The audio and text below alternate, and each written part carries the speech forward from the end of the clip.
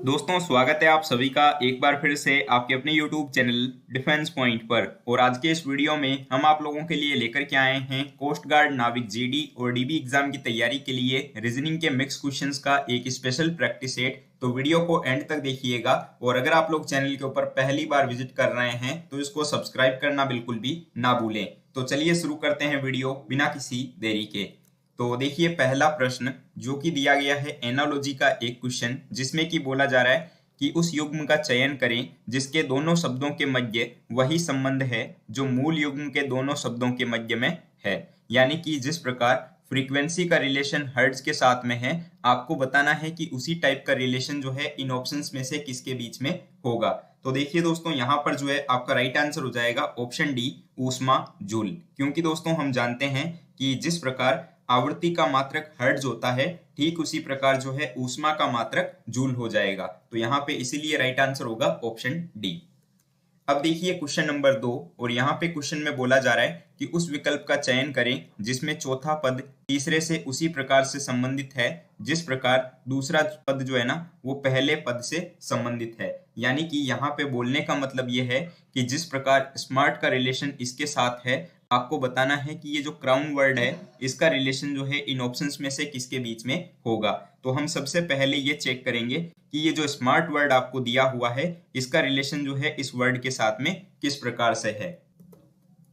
तो दोस्तों आप लोग यहाँ पर देख सकते हैं कि मैंने जो है इसको क्वेश्चन के अकॉर्डिंग अरेंज कर लिया है। अब देखिए स्मार्ट वर्ड में क्या हो रहा है, तो आपको यहाँ पर देखने को मिलेगा कि शुरू के दो जो लेटर्स हैं एस और एम, इनको आपस में क्रॉस करके लिखा गया है। और ठीक उसी तरीके से जो है आपस में लास्ट के जो दो लेटर्स हैं इनको भी क्रॉस करके लिखा गया है। अब देखिए यहाँ पर ए से टी में क्या हो रहा है, तो हम जानते हैं कि ए जो है अल्फाबेट में 1 नंबर पर आता है और टी जो है ये अल्फाबेट में 20 नंबर पे आता है। यानी कि यहाँ पे प्लस का 19 हुआ है। तो ठीक इसी तरीके से हमें क्राउन में करना है जिससे कि हमें आंसर मिल जाएगा। तो हम जो है सी और आर को तो आपस में जो है सबसे पहले क्रॉस करके लिख देंगे। और ठीक उसी तरीके से जो लास्ट के दो लेटर्स हैं डब्ल्यू और एन, इनको भी जो है हम यहाँ पर आपस में क्रॉस करके लिखेंगे। अब देखिए ओ से जो है आपको क्या करना है, प्लस का 19 ऐड करना है, क्योंकि हमने ऊपर भी जो है प्लस का 19 ऐड किया था। अब देखिए ओ जो है अल्फाबेट में आता है 15 नंबर पे। तो अब यहाँ पर अगर आप लोग 19 को ऐड करेंगे ना तो फिर से जो है आपकी अल्फाबेट शुरू हो जाएगी और यहाँ पर देखिए एच आ जाएगा। ठीक है, तो यहाँ पर आपका राइट आंसर होगा RCHNW, जो कि आपको दोस्तों यहाँ पर दिया गया है ऑप्शन बी के अंदर। तो right answer will be option B. Now question number 3। और यहाँ पर देखिए आपको सीरीज का एक क्वेश्चन दिया गया है जिसमें कि बोला जा रहा है उस विकल्प का चयन करें जो रिक्त स्थान को भर करके जो है दी गई श्रृंखला को पूरा करेगा।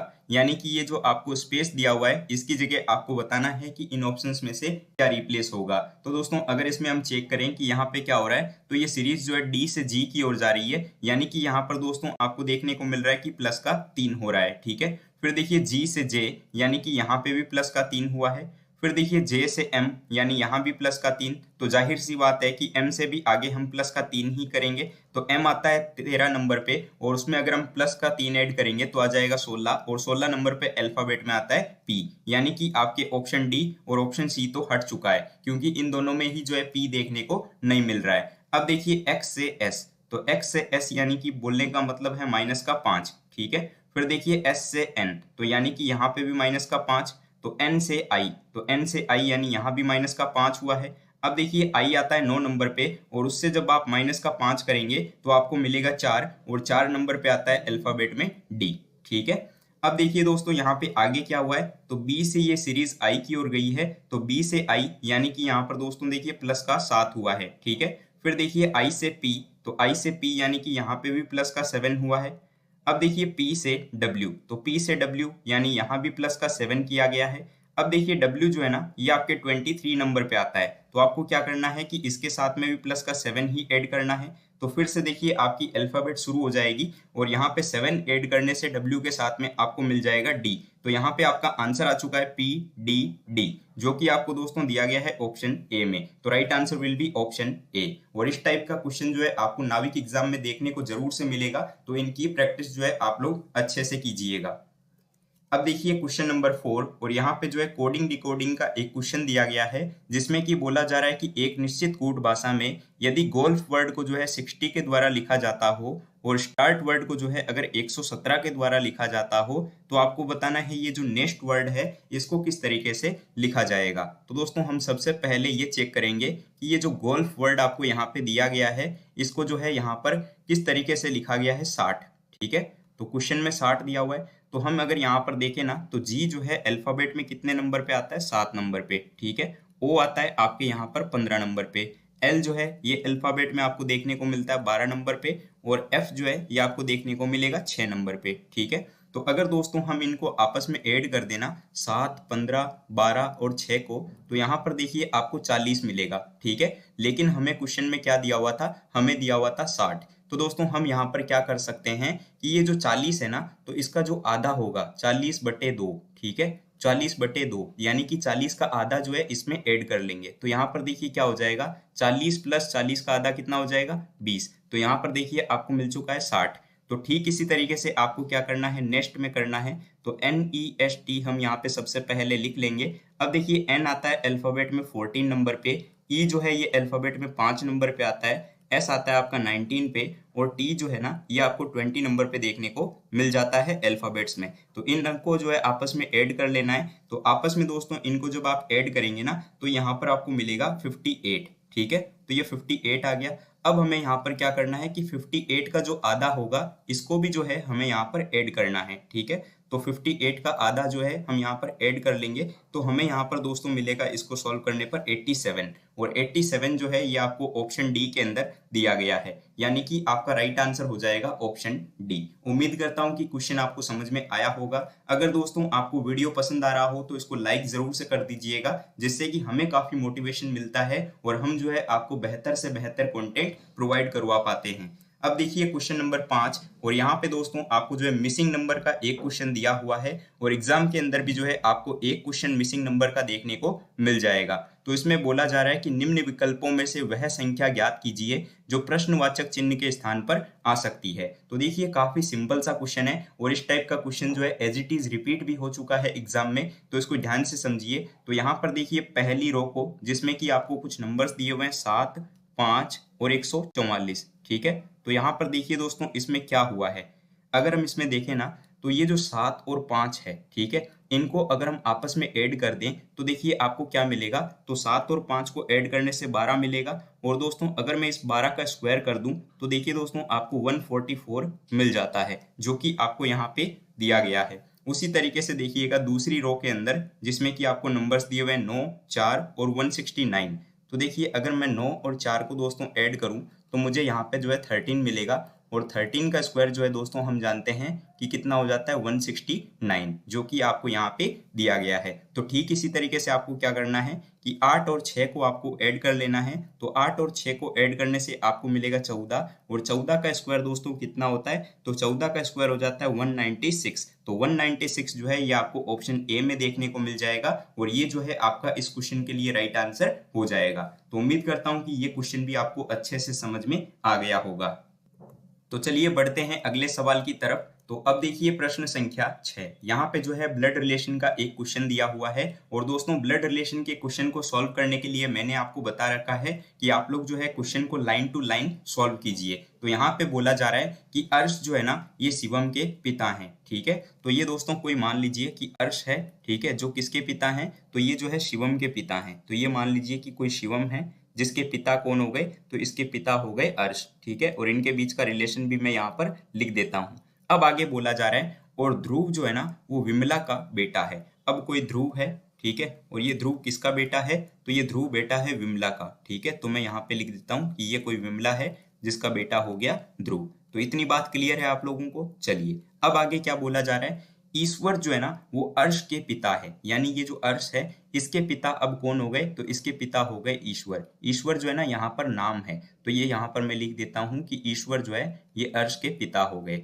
अब बोला जा रहा है कि यदि शिवम जो है ये ध्रुव का भाई हो, यानी कि ये जो शिवम है ये इस ध्रुव का भाई हो, ये इसका अपना भाई हो, तो आपको ये बताना है कि विमला का जो है ईश्वर से क्या रिलेशन होगा।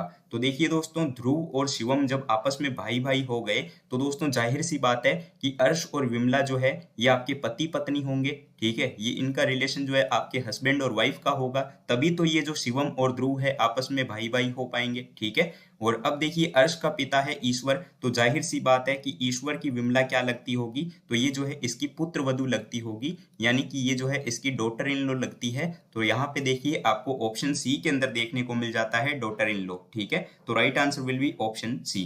देखिए ब्लड रिलेशन का जो क्वेश्चन आएगा वो नॉर्मल क्वेश्चन आपसे पूछा जाएगा, ज्यादा हार्ड नहीं होता है, बस आपको जो है क्वेश्चन को स्टेप बाय स्टेप सॉल्व करना है और इजीली जो है आप लोग आंसर निकाल पाओगे। तो चलिए बढ़ते हैं अगले सवाल की तरफ। तो अब देखिए क्वेश्चन नंबर 7, यहाँ पे जो है डायरेक्शन सेंस यानी कि दिशा परीक्षण का आपको सवाल दिया हुआ है। और दोस्तों मैंने आपको कई बार बता रखा है कि मुख्य तौर पे जो है हम 4 दिशाओं को यूज में लेते हैं, जिसमें कि आपके उत्तर, दक्षिण, पूर्व और पश्चिम होती है। ठीक है, तो अब देखिए इस क्वेश्चन में बोला जा रहा है कि रेहाना जो है अपने घर से 6 किलोमीटर पश्चिम में ड्राइव करती है। तो ये मान लीजिए दोस्तों कि कोई रेहाना का घर है, तो ये यहाँ से जो है 6 किलोमीटर पश्चिम की ओर ड्राइव करती है। तो ये मान लीजिए कि 6 किलोमीटर की डिस्टेंस इसने पश्चिम की ओर कवर की। अब बोला है कि वो बाएं मुड़ती है और 3 किलोमीटर ड्राइव करती है। अब ये बाएं मुड़ेगी यानी कि दक्षिण की ओर मुड़ेगी और 3 किलोमीटर ड्राइव की इसने फिर से। ठीक है, इतनी बात क्लियर है। अब आगे बोला जा रहा है कि और वो फिर से बाएं मुड़ जाती है और अब जो है 10 किलोमीटर चलाती है। ठीक है,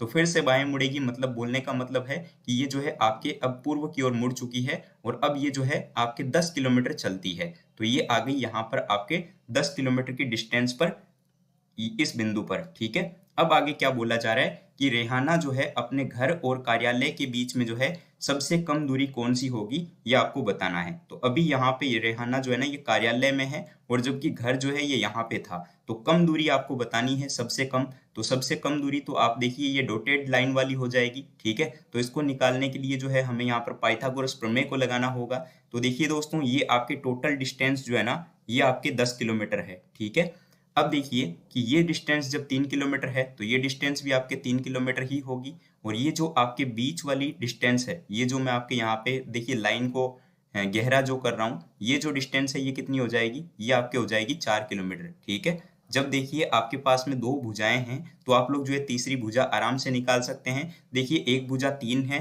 और एक भुजा 4 है, तो आपको पता होगा पाइथागोरस प्रमेय के अकॉर्डिंग इनका जो ट्रिपलेट बनता है 3 और 4 का वो 5 बनता है, यानी कि ये डिस्टेंस जो है वो अपने आप 5 किलोमीटर हो जाएगी। ठीक है, तो यहाँ पे दोस्तों आपका राइट आंसर आ जाएगा ऑप्शन ए। ठीक है, तो उम्मीद करता हूँ कि क्वेश्चन आपको पल्ले पड़ गया होगा। अब देखिए क्वेश्चन नंबर 8, तो यहाँ पे दोस्तों आपको रैंकिंग का एक क्वेश्चन दिया हुआ है और रैंकिंग से एक क्वेश्चन जो है आपको डेफिनेटली देखने को मिलेगा कोस्ट गार्ड एग्जाम में, तो इसको ध्यान से समझिएगा स्टेप बाय स्टेप। तो इस प्रश्न में बोला जा रहा है कि छात्रों की एक पंक्ति है जिसमें कि पी जो है ना ये बाएं छोर से 17 नंबर पर है और दाएं छोर से ये जो है ना 23वें स्थान पर खड़ा था। ठीक है, यदि क्यू जो है ना ये पंक्ति के ठीक बीच में खड़ा था और बाईं ओर से जो है उसकी स्थिति क्या थी ये आपको बताना है। मान लीजिए कि छात्र जो है ना ये उत्तर दिशा की ओर मुख करके खड़े हुए थे, ये आपको कंडीशन दे दी है क्वेश्चन की। अब आपको बताना है कि आंसर क्या होगा। देखिए दोस्तों, जब भी आपको टोटल स्टूडेंट निकालना हो या फिर जो है रैंकिंग में आपको जब भी टोटल निकालनी हो ना, तो उसमें हम क्या करते हैं, तो टोटल का फॉर्मूला होता है आपके लेफ्ट प्लस राइट माइनस का 1। ये फॉर्मूला आपको दोस्तों याद रखना है क्योंकि इसी फॉर्मूले पे जो है आपका क्वेश्चन यहाँ पे सॉल्व होगा। अब देखिए दोस्तों, आपको जो है बाएं छोर से पी की स्थिति दे दी है 17 नंबर पर, तो यानी कि यहाँ से जो है पी की स्थिति हो गई ये 17 नंबर पर। ठीक है, ये आपके पी की पोजीशन कौन सी हो गई, 17 नंबर पर, तो मैं इसको लिख देता हूँ 17। अब देखिए दाएं छोर से जो है उसकी स्थिति है 23वें नंबर पर, तो ये आपके दाएं छोर से जो है इसकी स्थिति हो गई पी की कितनी, ये हो गई आपके 23वें नंबर पर, तो मैं यहाँ पे लिख देता हूँ 23। अब देखिए दोस्तों, क्यू जो है ना बोला गया है कि इनके बीच में खड़ा है, पंक्ति के ठीक बीच में खड़ा कौन है, तो ये मान लीजिए कि कोई ऐसा बिंदु है जिस पर कौन खड़ा है, तो यहाँ पर क्यू खड़ा है ठीक बीच में। तो आपको ये बताना है कि बाईं छोर से जो है उसकी स्थिति क्या होगी। तो देखिए दोस्तों, पंक्ति में कुल छात्र कितने हो जाएंगे, तो टोटल इज इक्वल टू हो जाएगा यहाँ पर कितना, 17 प्लस 23। ठीक है, 17 प्लस 23, क्योंकि हम जानते हैं लेफ्ट प्लस राइट माइनस 1 होता है फॉर्मूला। ठीक है, तो अब देखिए यहाँ पर जो है आप आराम से निकाल सकते हैं क्योंकि 40 माइनस 1 हो जाएगा 39। ठीक है, 39 आ गया। तो अब देखिए यदि Q जो है ना ये मध्य में स्थित होगा तो देखिए कि Q जो है ना बाएं ओर से 20वें पर और दाएं ओर से भी जो है 20वें स्थान पर ही होगा। ठीक है, क्योंकि देखिएगा कि पंक्ति में कुल छात्र कितने हो गए, लेफ्ट प्लस राइट -1। ठीक है, यानी कि 40 - 1 39। तो देखिए Q जो है ये बीच में है तो बाएं से भी 20वें स्थान पर और दाएं से भी 20वें स्थान पर। तो right answer will be option A. उम्मीद करता हूं कि बात आपको समझ में आई होगी। ठीक है, जैसे ही आप लोग क्वेश्चंस की प्रैक्टिस करेंगे आप लोग जो है इन क्वेश्चंस को आराम से समझ जाएंगे। ठीक है ना, ये क्वेश्चन नंबर 9 और यहाँ पर दोस्तों आपको जो है मिरर इमेज का एक सवाल दिया गया है जिसमें कि बोला जा रहा है कि जब एक दर्पण को ए बी रेखा पर रखा जाता हो तो दी गई आकृति जो है ना इसकी सही दर्पण छवि कौन सी बनेगी। तो ये जो ए और बी बिंदु है इस पर जो है एक मिरर रखा गया है। ठीक है, और ये जो है आपके मिरर है।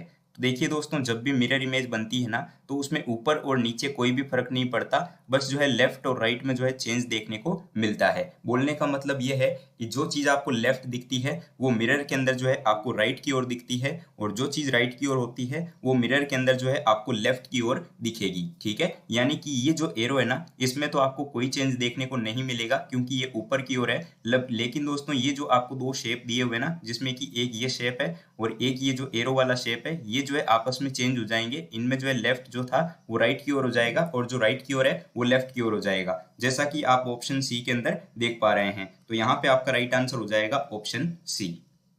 नाउ क्वेश्चन नंबर 10 और यहाँ पर भी देखिए दोस्तों आपको कोडिंग डिकोडिंग का ही एक क्वेश्चन दिया हुआ है और काफी टॉप लेवल का क्वेश्चन है, इसको ध्यान से समझिएगा। तो यहाँ पर बोला जा रहा है कि एक निश्चित कूट भाषा में यदि काइट वर्ड को जो है 9 के द्वारा लिखा जाता हो और मैजिक वर्ड को जो है 11 से लिखा जाता हो तो आपको बताना है कि ये जो वर्ड है ना इसको किस तरीके से लिखा जाएगा। तो सबसे पहले दोस्तों हम ये चेक करेंगे कि ये जो काइट वर्ड आपको दिया हुआ है इसको 9 के द्वारा कैसे लिखा गया है। ठीक है, क्योंकि दोस्तों अगर हम इनका अल्फाबेटिक नंबर देख करके इनको ऐड करेंगे तब तो 9 से ज्यादा आ जाएगा नंबर। ठीक है, लेकिन दोस्तों यहाँ पर देखिए क्या हुआ है कि काइट के अंदर कितने लेटर हैं, 1 2 3 4। तो काइट के अंदर आपको लेटर कितने देखने को मिले, 4 लेटर देखने को मिल गए। तो इसमें जो भी अक्षरों की संख्या है वर्ड के अंदर उसको जो है आप 2 से गुणा कर लीजिए। ठीक है, और उसके साथ में जो है +1 को ऐड कर दीजिए। तो यहाँ पर देखिए 9 आपको मिल चुका है। ठीक है, तो यहाँ पे 9 आ गया। ठीक उसी तरीके से देखिए मैजिक, ठीक है ना, तो मैजिक के अंदर कितने लेटर्स हैं, 1 2 3 4 और 5। तो मैजिक के अंदर जब 5 लेटर्स हैं तो इसको भी मैं 2 से गुणा करूंगा और उसमें जो है +1 ऐड कर दूंगा। ठीक है, तो यहाँ पर देखिए 5 × 2 10 हो जाएगा और 10 + 1 11 हो जाएगा। तो यहाँ पर देखिए मैजिक को 11 से ही लिखा जा रहा था। तो आपको बताना है कि इस वर्ड को जो है किस तरीके से लिखा जाएगा। तो अगर आप लोग दोस्तों इस वर्ड में देखेंगे कि कितने लेटर्स हैं तो इसमें आपको जो है टोटल 12 लेटर देखने को मिल रहे हैं। ठीक है, तो इसको भी दोस्तों आपको 2 से गुणा करना है और उसमें जो है प्लस का 1 ऐड कर देना है। तो 12 × 2 24 हो जाएगा, 24 और 1 हो जाएगा आपके 25। तो right answer will be option C 25। I hope कि क्वेश्चन आपको यहाँ पे समझ में आ गया होगा। अब दोस्तों एक क्वेश्चन आप लोगों के लिए है क्वेश्चन फॉर यू सीरीज में। तो आपको बताना है कि ये जो श्रृंखला आपको दी हुई है इसमें जो अगला पद आएगा वो कौन सा आएगा। तो 4 ऑप्शंस आपके पास में हैं, जो भी इसका राइट आंसर है वो आप लोग इस वीडियो के नीचे कमेंट बॉक्स में कमेंट करके बताइएगा। अगर आपको वीडियो पसंद आया हो तो इसको लाइक करिएगा, चैनल पर अगर आप लोग नए हो तो इसको सब्सक्राइब करिएगा और अपने दोस्तों के साथ में शेयर करना बिल्कुल भी मत भूलिएगा। दोस्तों टेलीग्राम ग्रुप को जरूर से ज्वाइन कर लीजिएगा जिससे कि आपको रेगुलर कंटेंट, इसके अलावा जो है डेली क्विजेस और जो हमारी PDF मटेरियल है वो मिलता रहेगा। ठीक है, तो हम मिलते हैं एक नए वीडियो में नए टॉपिक के साथ में। तब तक के लिए जय Hind and thank you so much for watching this video.